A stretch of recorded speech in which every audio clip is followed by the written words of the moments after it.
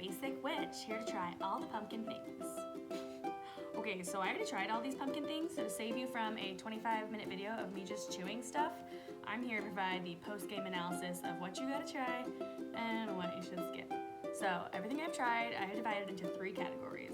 Our first category we've got is our Yacht Queen, the things that you gotta try. Pumpkin spice English muffins. These were the come from behind underdog, didn't really expect much of them hit. These are so good. Toasted with a little butter. Pumpkin spice and English muffins are MFEO, made for each other. A phrase I learned from one of my hip teenage girls. We're talking cuteness and deliciousness. These petite pumpkin spice cookies from Trader Joe's are the real MVP. These are delicious. And even though currently everything pumpkin spice in the world makes me feel a little bit nauseous, I still kind of want to eat another one. Holy moly, are these pumpkin spice donuts good. Okay, these pumpkin spice cake donuts, the brand is Clyde's, and I got these from the King Soopers, which is a Kroger store by my house, and these are the real deal. The texture's perfect, pumpkin spice is perfect, not too sweet.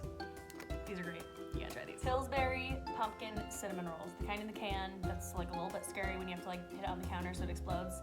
It's worth that moment of terror for these little beauties.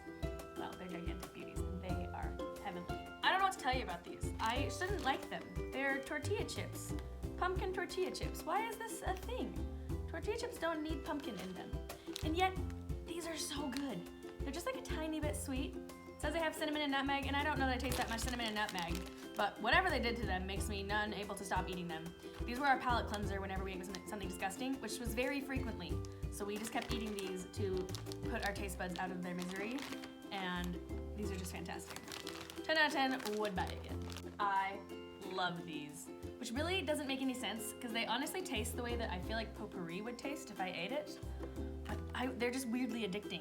Little chewy cranberry pieces, and they have rosemary in them, and they don't make any sense, but I love them. Going into this, I was like, why does life need pumpkin spice in it? Life is fine on its own. This is just nonsense and needs to be stopped. But guys, this was delicious. It was like cinnamon life, but with just a little bit more zing, and I loved it, and I would eat handfuls of it at a different time where pumpkin things don't make me vaguely nauseated. So, yeah, this one is worth it, guys. So there were a few clear winners, and then there was the list of things that were very solidly meh, or as their list is called, the weird flex, but okay.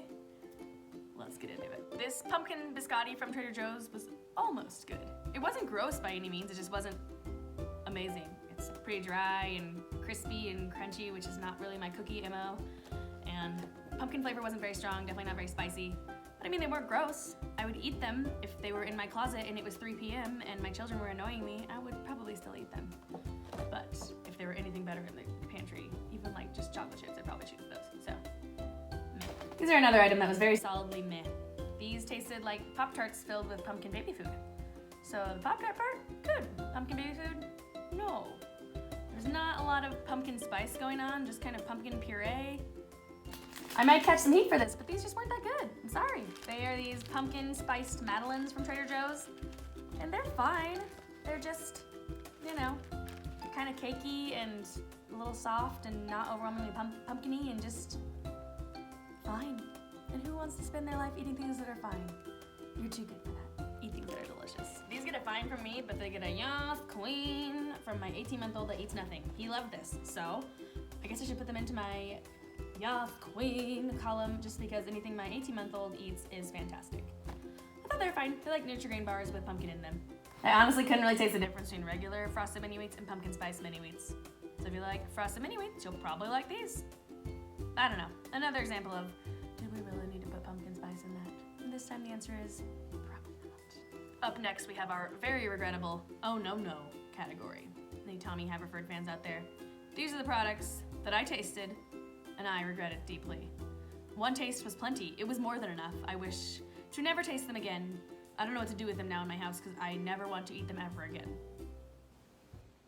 Pumpkin-O's from Trader Joe's have a little bit of a cult following, and I just have to ask the people who love Pumpkin-O's, have you ever tasted anything else before? Have you ever had any other cereal?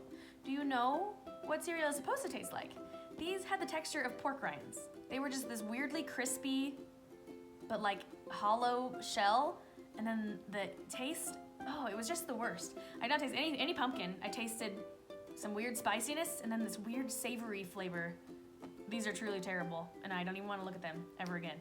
I'm gonna feed them to my dogs. Ugh. I'm honestly just sad to give you the report that these Trader Joe's Pumpkin JoJo's are disgusting. I am a big fan of JoJo's and their various holiday varieties, but these are terrible. They are bland cookies filled with what I think must just be Crisco, and they are gross and disappointing, and frankly, I feel like I might cry right now. With every garbage food item that I pick up, I just get angrier. Why are we allowing this to happen? These are the issues. These pumpkin spice rolls should be illegal. These are disgusting. These are not food. This, once again, brought to you by Crisco. This, I am fairly certain, is Crisco wrapped in a sponge. Just a regular sponge soaked in some sort of aromatherapy liquid to make it taste a little bit spicy, but mostly just like your arteries are clogging as you eat it, and also your taste buds are dying, along with humanity, because who are we that we created this horrifying dessert? Little Debbie, you did us dirty. I just have one question for the person who put pumpkin spice into Milanos.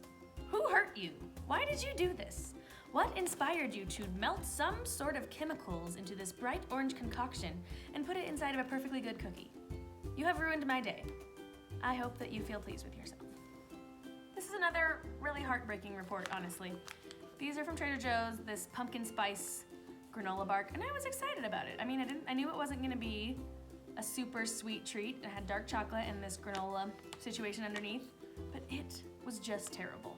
The chocolate was so bitter, and the granola tasted like cardboard, and it was just a disappointment. There's trick-or-treating in hell. I am certain that these will be the candies handed out. These are Satan's Kit Kats. The white chocolate that they are dipped in is some sort of orange concoction that is not created from any earthly substance. It is sickeningly sweet and just disgusting. These are an abomination to the Kit Kat name, and frankly offensive. I saved the most horrifying one for last. These pumpkin pie M&Ms. How dare you? First of all, they're like big, they're bigger M&Ms, and they look like my favorite candy on the world, which is peanut butter M&Ms. So I started off feeling the familiar heft of a peanut butter M&M, only to discover that this is a melted candle coated in M&M candy coating, and I have never felt so betrayed. I feel lied to. I feel so many feelings, and mostly I feel very nauseous. Never buy these. M&M, how dare you? Got a little emotional there and had to remind myself that there is good in this pumpkin-obsessed world. So there you have it. We have our Yoth Queen, our weird flex but okay, and our oh no-nos of the pumpkin spice world.